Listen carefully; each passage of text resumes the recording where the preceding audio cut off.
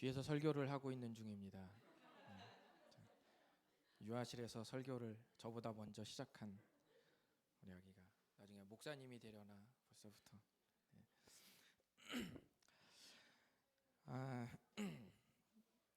그 예배를 마치고 여러분들 바자회 전단지를 자원하는 분들은 나눠주실 수 있는데 식사하시고 이제 카페 가실 때 한 3, 40m 우리 걷잖아요. 근데 보통 제가 물어보니까 다른 교회 같은 경우는 전도지를 최소 한 50에서 100장 정도 돌린다고 하더라고요. 근데 저희는 절대 그렇게 하지 않습니다. 한두 장, 두세 장 전혀 부담 없습니다. 그래서 가시다가 최소한 한 사람은 만나실 텐데 바로 그니가 근인이라 하시고 그분에게 그냥 전단지를 딱 주시면은 그분이 나중에 큰 은혜를 주실 줄 믿습니다. 이번에 엄청난 이벤트가 많이 있습니다. 이번에 피플에서 굉장히 많은 것들을 섬겨주시고 아주 좋은 이벤트가 많으니까요. 여러분들 꼭 전단지를 나눠주셔서 많은 지역 주민들에게 은혜의 날이 될 수 있도록 해주시기 바라겠습니다. 저는 가끔씩 교회 식구들과 밥을 먹을 때가 있는데, 교회 말고요, 다른 데 밥을 먹을 때가 있는데 상대가 배부르다고 하면은 저는 꼭 입에 더 넣어주고 싶은 그런 그 욕구가 갑자기 생겨요. 그래서 싫다고 하면 입에다 더 계속 갖다 내주는 거죠. 계속. 이런 것을 우리가 전문적인 용어로 뭐라고 하느냐? 깐족거리다라는 순 우리말로 이렇게 표현을 합니다. 아주 아름다운 단어죠. 혹시 이 중에 옆 사람이 하지 말라고 하면은 왠지 내 안에서 더 하고 싶은 그런 깐족의 피가 흐르고 있는 분들 한번 손 들어보세요. 나는 지금 주님 아버지 이들을 지켜주옵소서. 내리세요. 네, 이들을 이분들의 이따가 이 깐족의 피가 흐르는 이분들은 이따가 제가 대스승님을 제가 말씀드릴 테니까 그분에게 좀 더 큰 가르침을 받으시기를 바랍니다. 계속 깐족거리면 여러분 어떻게 되죠? 상대가 화가 나요. 그런데 진정한 깐족의 고수, 진정한 깐족의 실력자는 화를 내려고 하는 그 일보 직전에 딱 멈춥니다. 이게 바로 이 지점을 찾는 것이 그 깐족의 실력자의 최고 레벨인데요. 지구상에 몇 명 안 됩니다. 제가 최고 레벨 중에 한 명인데 저보다 제가 보니까 더 최고 레벨이 한 분 계시더라고요. 그분이 계십니다. 그분은 전하영 전도사님이십니다. 어떻게 하면 상대를 최고로 깐족될 수 있게 할까? 그렇게 할 수 있는지 궁금하신 분들, 나는 정말 이 지경까지, 궁극의 지경까지 최고 만렙의 깐족의 레벨을 찍겠다라고 하시는 분은 전하영 전사님에게 가시기를 바랍니다. 우리 전하영 전사님이 가르치시는 깐족 제자학교에 입학을 하시면은 모든 노하우를 전수받으실 수가 있으시겠습니다. 우리 주변에 보면은 꼭 반대로 행동하는 그런 분들이 은근히 있습니다. 이게 꼭 깐족되는 게 아니어도 상대가 좀 괜찮다고 하면 이제 그만해야 되는데 계속 미안하다고 말하는 사람이 있어요. 계속 미안해, 너무 미안해. 아니 괜찮아, 나 괜찮아 이제. 정말 미안해. 정말 괜찮아, 걱정하지 마. 정말 너무 미안해. 계속 미안하다. 진짜 괜찮으니까 말하지 않아도 돼. 계속 미안하다고 하면 어떻게 돼요? 화가 나죠. 그럼 이런 사람은 언제 미안하다는 말을 그칠까요? 언제?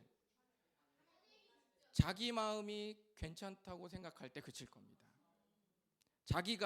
자기의 미안한 마음이 없어지면 그제서 괜찮다는 말을 아마 그칠 겁니다. 상대가 괜찮은 건 중요하지 않아요. 내가 진짜 상대가 미안하지 않은 마음이 내 마음속에 들었을 때 그때 아마 미안하다는 말을 그칠 겁니다. 우리가 신앙생활할 때도 이럴 때가 있습니다. 예수님이 괜찮다고 했지만 내가 괜찮지 않을 때가 있습니다. 예수님을 믿는 사람 중에는 두 부류의 믿음을 가지고 신앙생활하는 사람들이 있습니다. 주풀, 청풀, 피풀 우리 모든 어른들도 어쩔 때는 이 둘 중에 하나의 믿음에 왔다 갔다 하곤 합니다. 첫 번째는 예수님이 괜찮다고 하셨는데도 내가 괜찮지 않은 믿음이 있습니다. 그리고 또 어쩔 때는 예수님이 괜찮다고 하면 진짜 괜찮다고 생각하는 그런 믿음을 가진 분들이 있습니다. 우리는 어느 때가 더 많습니까? 어느 때가 많으세요? 우리는 왔다 갔다 반복을 하는데 어느 때가 여러분이 더 많으신지 한번 생각해 보시기 바랍니다. 우리는 오늘 갈라디아서라는 성경 말씀의 이야기를 보면서 이 두 부류의 사람을 만나게 될 것입니다. 바울은 갈라디아 교회 성도들과 사이가 좋지 않았습니다. 물론 바울이 잘못해서 사이가 안 좋아진 게 아니라 갈라디아 교회 성도들이 오해를 하고 있습니다. 바울이 지금 가짜 복음을 전한다고 오해한 것 때문에 지금 사이가 굉장히 멀어졌어요. 가짜 선생님들이 찾아와서 바울이 전하는 복음을 가짜라고 말하고 자기네들이 가르치는 게 진짜라고 거짓말해서 이제 갈라디아 교회 성도들이 처음에는 바울을 너무 사랑하고 좋아했는데 지금은 바울에게 오해를 하고 있어요. 근데 바울을 굉장히 싫어하고 있습니다. 그래서 바울은 그렇지 않다는 걸 보여주기 위해서 자기에게 있었던 일을 보여줍니다. 여러분 가장 정확한 건 뭐예요? 알리바이를 딱 드러내면 되는 거 아니에요? 그렇죠? 내가 그때 거기 그렇지 않았다는 것을 증명하면 되겠죠. 그래서 사도 바울은 지금까지 우리가 나눈 쭉 이야기를 보면 자기가 예수님을 만난 이야기를 들려주면서 가짜 복음이 아니라 난 진짜 복음을 전하는 사람이라고 했고, 또 베드로와 다른 지역의 제자들을 만난 이야기를 들려주면서 자기가 베드로하고 똑같은 복음을 전했으니 오해를 풀라고 그렇게 말했습니다. 오늘 말씀을 보면 한참 후에 다시 예루살렘을 방문했던 시절을 꺼냅니다. 우리 한번 오늘 제가 여러분께 말씀드리려는 이야기를 한번 읽어보시기를 바랍니다. 맨 아래 두 줄은 빼고요. 시작. 내가 바나바와 함께 디도를 데리고 다시 예루살렘에 올라갔나니 계시를 따라 올라가 내가 이방 가운데서 전파하는 복음을 그들에게 제시하되 유력한 자들에게 사사로이 한 것은 내가 다름질하는 것이나 다름질한 것이 헛되지 않게 하려 함이라. 아멘. 밑에 친절하게 낱말풀이가 다 되어 있습니다. 저는 주풀도 포기하지 않습니다. 그 어떤 아이도 포기하지 않아요. 유력한 사람들이라는 것은 뭐냐면 예루살렘 교회에서 인정을 많이 받는 지도자를 말하는 거예요. 인정을 많이 받는 지도자 누가 있겠죠? 베드로, 야고보, 요한 이런 사람들이 아주 인정을 많이 받는 지도자예요. 그리고 거기 보면 사사로이라는 말은 무슨 뜻이냐면은 개인적으로라는 뜻이에요. 개인적으로. 바울은 예수님을 믿고 나서 14년이 되었을 때, 굉장히 오래 후의 이야기죠. 14년이 되었을 때 다시 예루살렘에 방문한 이야기를 말합니다. 아니 바울은 예루살렘 간 얘기를 왜 이렇게 계속할까요? 왜 계속할까요? 예루살렘에 누가 있죠? 베드로가 있죠. 예루살렘에 예루살렘 교회가 있죠. 그러니까 거기에는 사람들이 신뢰하는 교회, 사람들이 신뢰하는 사람들이 가득 모여 있어요. 그러니까 사도 바울이 예루살렘을 자꾸만 가서 교제를 많이 하고 왔다는 것은 뭐예요? 바울이 진짜다, 이상한 사람 아니다라는 게 증명이 되겠죠. 그래서 사도 바울이 예루살렘에 간 이야기를 자꾸 꺼내는 겁니다. 그런데 여기서 아주 특별한 일이 하나 벌어졌어요. 그게 무슨 일일까요? 우리 한번 읽어봅시다. 어떤 일이 벌어졌는지. 시작. 그러나 나와 함께 있는 헬라인 디도까지도 억지로 할례를 받게 하지 아니하였으니 이는 가만히 들어온 거짓 형제들 때문이라. 그들이 가만히 들어온 것은 그리스도 예수 안에서 우리가 가진 자유를 엿보고 우리를 종으로 삼고자 함이로되. 아멘. 성경에서 가만히 들어왔다는 것은 좋은 표현이 아니에요. 그러니까 우리가 보통 죄를 지을 때 어떻게 짓죠? 음악이 이렇게 깔리면서 좌우를 은근히 살피고 은밀하고 조용하게 하잖아요. 그러니까 성경에서 이런 표현은 그런 의미예요. 가만히 들어왔다는 그냥 뭐 이렇게 얌전하게 조용히 들어왔다는 의미가 아니라 좀 음흉하게, 좋지 않은 목적을 가지고 슬그머니 들어오는 것을 성경에서는 은근히 가만히 들어왔다 이렇게 말하고 있는 거예요. 그러니까 이게 좋은 표현이 아니에요. 그러니까 갈라디아 교회 성도들한테 가만히 음흉스럽게 슬그머니 들어와서 거짓말하면서 사도 바울과 갈라디아 교회 성도들의 관계를 이렇게 나쁘게 만들어 놓은 걸 말하는 거죠. 그런데 여러분 거기 보시면은 누가 있냐면요, 헬라인 디도라는 제자가 있었습니다. 바울이 예루살렘에 올라갈 때 헬라인 디도라는 사람이 있었는데 이 당시에 이스라엘 민족은 뭐라고 말하면 유대인이다 이렇게 말해요. 그러면 헬라인은 누굴 말하냐면 그리스 사람을 말하는 거예요. 그런데 디도가 헬라인이니까 디도는 누구 사람? 그리스 사람이에요. 그런데 이 당시는 지금 유대인을 중심으로 성경 기록되어 있으니까 유대인들 아니고 다른 사람들은 뭐가 돼요? 외국인이 되는 거예요. 외국인이 뭐가 어려워? 외국인이 이거 뭐 어디까지 내려가라는 거야? 외국인은 알잖아. 외국인은 맞지? 외국인은 알아요. 그러니까 디도는 그리스 사람인데 외국인이야. 오늘날로 말하면은 우리 지금으로 말하면은 우리 다시 사는 교회에 우리는 다 한국 사람이잖아. 그리고 같은 민족이잖아. 목사님하고 몇 명 빼고 피부가 검은 몇 명 빼고는 다 같은 민족의 사람이잖아. 저 유아실에도 한 분 계시잖아요. 그런데 우리는 다 같은 사람인데 여기에 백인 미국 사람이 여기에 딱 앉아서 예배를 드린다고 생각해 보세요. 그럼 어때요? 그 사람만 외국인이죠.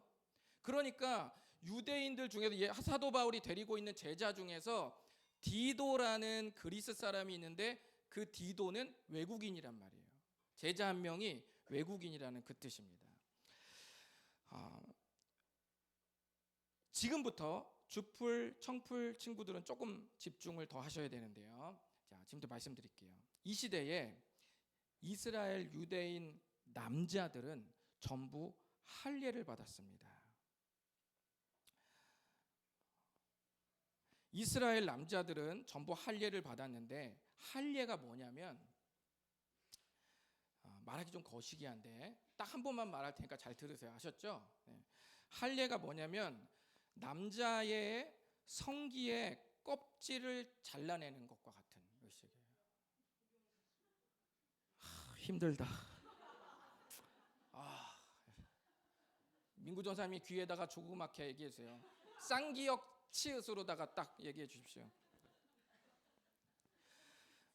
남자의 성기의 껍질을 벗겨내는 의식을 우리가 할례라고 말합니다. 할례. 근데 여러분 이 할례를 하면 아플까요? 안 아플까요? 엄청 아프죠. 눈물이 막 주체할 수 없을 정도로 엄청 아파요. 그럼 이렇게 아픈 거를 유대인 남자들은 어렸을 때부터 왜 했을까요? 왜 했을까요? 그것은 하나님께서 이 당시로부터 우리 지금 말고 이 사도 바울 당시로부터 2000년 전으로 거슬러 올라가서 아브라함 때부터 지키라고 하신 명령 때문이었습니다. 우리 한번 읽어볼까요? 그때 뭐라고 명령했는지 한번 읽어봅시다. 시작. 너희 중 남자는 다 할례를 받으라. 이것이 나와 너희 후손 사이에 지킬 내 언약이니라. 너희는 포피를 베어라. 이것이 나와 너희 사이의 언약의 표징이니라. 아멘. 그러니까 오래전에 아브라함 때 뭐라고 그랬냐면 내가 너와 관계가 있고 너희가 하나님의 백성이라는 표시로 남자들은 할례를 행해라. 그 할례를 행하면 표시가 남는데 그 표시가 이스라엘이 하나님의 백성이라는 표시다. 앞으로 대대로 이 표시를 하거라. 남자가 태어나걸랑 이 표시를 계속해서 하나님의 백성이라는 표시를 계속 남겨라라고 하나님께서 말씀하셨습니다. 이 전통이 지금 사도 바울 시대까지 2000년이 지난 사도 바울 시대까지 계속되었습니다. 그러면 제가 물어볼게요. 외국인이 하나님의 백성이 되려면 이 할례를 받아야 할까요? 말아야 할까요? 받아야 할까요? 받지 않아도 될까요? 헷갈리죠? 네, 알겠습니다. 네. 우리는 정확히 아는데 이 당시 사람들은 좀 헷갈렸어요. 그래서 왜 그러냐면은 유대인들은 하나님의 백성이 되기 위해서 오래전부터 이 의식을 치렀는데 갑자기 하지 않아도 된다라는 말이 이해가 잘 안 돼요. 그러니까 어떤 사람은 안 해도 된다, 어떤 사람은 해도 된다, 왔다 갔다 헷갈리기 시작했어요. 그래서 사도행전이라는 성경을 보면 예수님 이전에는 할례를 해서 하나님 백성의 표시를 했고 예수님 이후에는 할례를 할 필요가 없다고 사도행전에 그렇게 기록이 되어 있어요. 그래서 로마서 2장 29절이라는 성경을 보면 이렇게 일부를 보면 제가 읽어드릴게요. 그리고 율법이 아니라 성령을 따라 마음에 받는 할례가 진정한 의미의 할례입니다.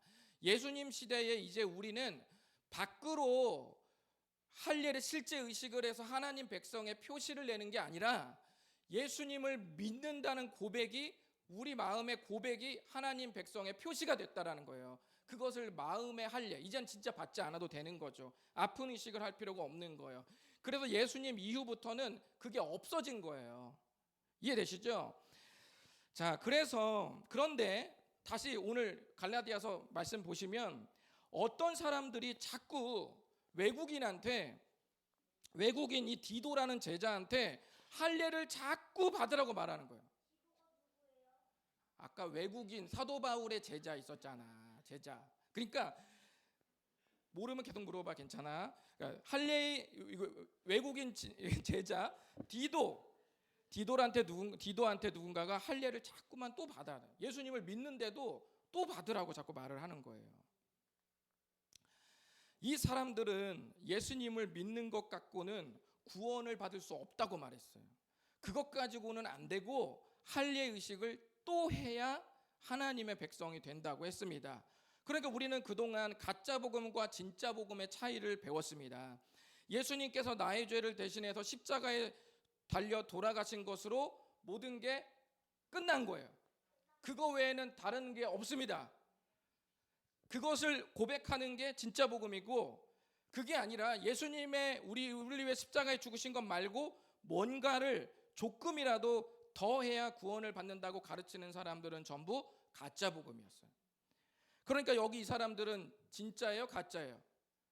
가짜의 가르침에 가까운 거예요. 왜냐하면 구원을 받으려면 예수님도 믿고 할례를 또 뭔가 더 하라고 했기 때문에 가짜 복음에 가까운 가르침을 갖고 있는 거죠. 그런데 바로 이 사람들이 외국인 디도라는 제자를 보고 자꾸만 할례를 시켜야 우리가 구원받는 사람으로 인정해주겠다고 자꾸 압박을 넣는 거예요. 그렇지만 사도 바울은 그렇게 하지 않았다는 거예요. 왜냐하면 그건 가짜이기 때문에 그렇게 하지 않았다는 것입니다. 이런 가르침의 결과가 뭘까요? 만약에 진짜 할례를 해버리면 어떻게 되냐면 이 사람들이 자꾸 요구하는 거는 뭐냐면 4절을 보세요. 4절 보시면 예수님 안에서 우리가 가진 자유를 엿보고 그 자유를 뺏어가고 우리를 종으로 만드는 결과를 갖는 거예요. 이런 것들을 따르면. 그래서 보시면 설교 초반에 우리가 두 믿음이 있다고 했는데, 건강한 믿음은 예수님이 괜찮다고 하면 괜찮다고 생각하는 믿음이 건강한 믿음. 그런데 어느 날 컨디션이 안 좋아서 병든 믿음은 예수님이 괜찮다고 했는데도 괜찮지 않은 믿음이에요. 내가 괜찮지 않은 겁니다. 예수님이 괜찮다고 하셨는데 내가 괜찮지 않으면 어떻게 되죠? 맞아요. 그래서 그거를 뭐라고 말하냐면 마음이 자유롭지 못하게 된다 이렇게 말하는 거예요. 왜냐하면 괜찮다고 말하면 자유로운 건데 내가 괜찮지 않기 때문에 나를 딱 옥죄니까 갑자기 내가 자유롭지 못하게 되는 겁니다. 그래서 성경에 자유를 뺏어간다 이렇게 말한 겁니다. 우리의 신앙생활은 이 둘을 왔다리 갔다리 하는데 중요한 것은 무엇이 건강하고 무엇이 건강하지 않은지를 내가 잊지 않고 나를 건강한 믿음으로 점점 변화시켜가는 것, 그게 중요한 겁니다. 우리가 신앙생활할 때 이 줄다름질이 얼마나 많은지 모릅니다. 예수님이 괜찮다고 했지만 내가 괜찮지 않을 때가 있죠. 예수님이 안 해도 괜찮다고 했는데 내가 계속하고 있을 때가 있죠. 예수님이 지금 너의 모습만으로는 충분히 내가 사랑하기 때문에 그 모습만으로도 충분히 사랑하기 때문에 괜찮다고 했는데도 더 사랑받고 싶어서 뭔가를 더 할 때가 있죠. 예수님께서 내려놓아도 괜찮다고 했는데 내가 괜찮지 않아도 계속 붙들고 있을 때가 있습니다. 그럴 때 예수님께서 우리에게 말씀하십니다. 내가 괜찮다고 하면 괜찮은 거야. 이렇게 말씀하십니다. 이 예수님의 말씀에 자유를 누리시기 바랍니다. 바울은 갈라디아 성도들에게 바로 이것을 알려주고 싶었습니다. 그래서 마지막 5절을 보시면 진짜 복음의 진리가 항상 갈라디아 성도들의 믿음이 되기를 바울은 바라고 있었죠. 이것이 바로 오늘의 이야기고, 제가 여러분에게 한번 끝나고 한번 꼭 물어봐. 목사님하고 같이 밥 같이 먹자. 식판 들고 알았지? 궁금한 거 다 물어봐. 자, 복음의 진리가 항상 갈라디아 성도들에게 있기를 바랐습니다. 이것이 오늘 제가 여러분께 드리고 싶은 말씀이고 이야기인데요.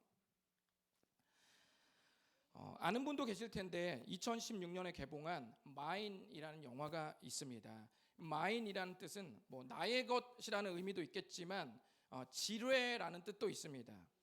이 영화 제목 마인은 지뢰라는 뜻을 의미합니다. 영화 줄거리를 잠시 제가 소개해드리면요, 미국 군인은 2년 6개월 동안 추적했던 테러리스트가 있었습니다. 그런데 그 테러리스트의 정보를 입수하고 마이크와 톰이라는 두 저격수에게, 스나이퍼라고 말하죠, 두 저격수에게 테러리스트 사살 작전을 명령합니다. 마침내 이 마이크와 토미가 테러리스트 작전 지역에 왔고, 이제 테러리스트를 확인하고 사살하려고 방아쇠를 당기려고 하는 순간 갑자기 마이크라는 사람이, 이 군인이 갑자기 망설이기 시작합니다. 왜냐하면 결혼식을 올리고 있었기 때문이에요. 기쁜 날에 사람을 죽이는 것이 왠지 자기에게 스트레스가 됐어요. 그래서 그 테러리스트를 사살하지 못하고 막 망설이게 됩니다. 그러다가 테러리스트에게 발각이 되고 군인들에게 발각되고 막 쫓기는 신세가 됩니다. 그들이 다다른 곳은 마침내 330만 개의 지뢰가 묻힌 모래 사막의 지역에 이제 다다릅니다. 마이크는 불안해하기 시작해요. 저기는 조그만 사람이 마이크입니다. 마이크는 불안해서 가만히 있습니다. 그렇지만 톰이라는 군인은 괜찮다고 막 장난을 쳐요. 왔다 갔다 장난을 칩니다. 그러다가 톰이가 지뢰를 밟고 두 다리를 잃게 되었습니다. 그런데 마이크가 그걸 도와줘야 되는데 자기도 움직이다가 지뢰를 밟게 됐어요. 그래서 마이크도 다친 이 토미를 돕지 못하고 계속 이렇게 가만 부들부들 떨면서 계속 있었습니다. 다행히 이 마이크는 딸깍거리는 그 야릇한 지뢰 밟는 소리를 들어서 움직이지 않고 가만히 이렇게 살아남고 있었지만, 지뢰를 밟은 이 토미는 결국 큰 부상을 입고 죽게 됩니다. 이제 남아있는 마이크는 사막의 한 가운데서 가방에 있는 물품을 전부 펼쳐놓고 어떻게 해야 내가 이제 살아남을 수 있을지 이런저런 고민들을 막 하게 됩니다.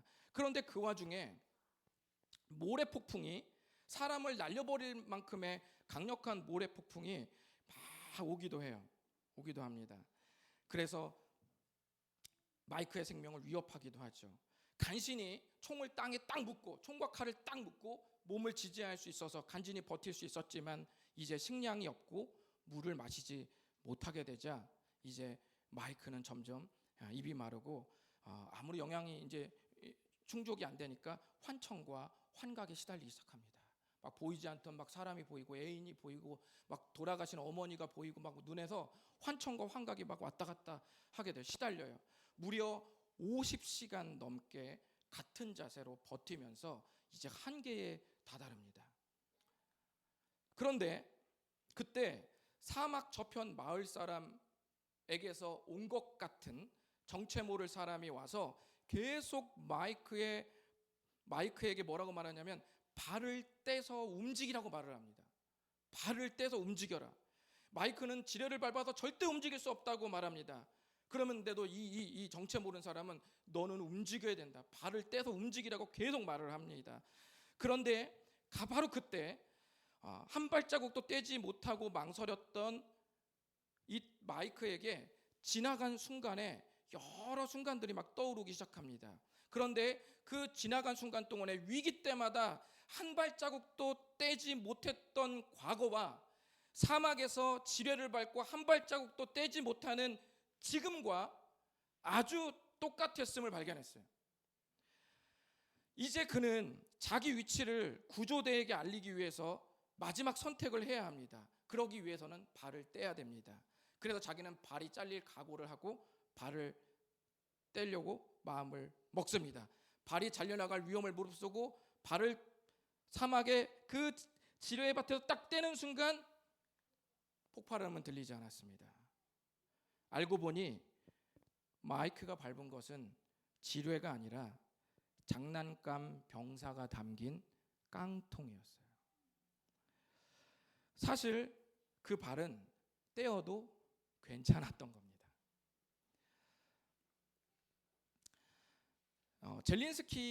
젤린스키가 모르고 사는 즐거움이라는 책에서 인용한 걱정에 대한 연구를 보면 우리가 하는 걱정의 40%는 절대 안 일어날 일을 가지고 걱정하는 것이고 30%는 이미 지나간 일을 가지고 걱정하는 것이고 22%는 걱정하지 않아도 되는 사소한 일을 가지고 걱정하는 것이고 무려 불과 4%만 우리 힘으로는 불가능한 일을 가지고 걱정한다고 했습니다. 그러니까 결국 진짜 걱정할 수 있는 일은 4%밖에 되지 않는다는 겁니다. 여러분, 우리 신앙생활의 최대의 적이 뭡니까? 걱정과 염려 아니겠습니까? 거기서 불안이 오고 거기서 두려움이 오고 거기서 스트레스가 되고 그래서 마음과 몸을 병들게 하는 낙심이 찾아오는 것 아니겠습니까? 그러나 우리 주님께서 우리들에게 말씀하십니다. 무릇 하나님께로부터 난 자마다 세상을 이기느니라. 세상을 이기는 승리는 이것이니 우리의 믿음이니라. 아멘. 또 말씀하십니다. 아무것도 염려하지 말고 다만 모든 일에 기도와 간구로 너희 구할 것을 감사함으로 하나님께 아뢰라. 그리하면 모든 지각에 뛰어난 하나님의 평강이 그리스도 예수 안에서 너희 마음과 생각을 지키시리라. 아멘. 이렇게 말씀하셨습니다. 예수님께서 세상을 이기셨고 아무것도 염려하지 말고 기도하라고 말씀하셨습니다. 과거를 치유하시고 현재를 이끄시며 미래를 붙잡고 계시는 주님을 다시 한번 신뢰할 수 있기를 바라겠습니다. 예수님이 주시는 자유는 예수님께서 괜찮다고 하셔도 내가 괜찮지 않아서 자유롭지 못하게 하는 모든 것을 정복하는 자유입니다. 이제 여러분이 괜찮지 않아서 한 발짝도 떼지 못하는 그 지뢰에서 발을 떼십시오. 예수님께서 괜찮다고 하면 괜찮은 겁니다. 기도하겠습니다. 눈을 감으시고 이 시간에 주님께 좀 나아가시겠습니다. 그리고 오늘의 설교 제목을 생각하면서 함께 기도했으면 좋겠습니다.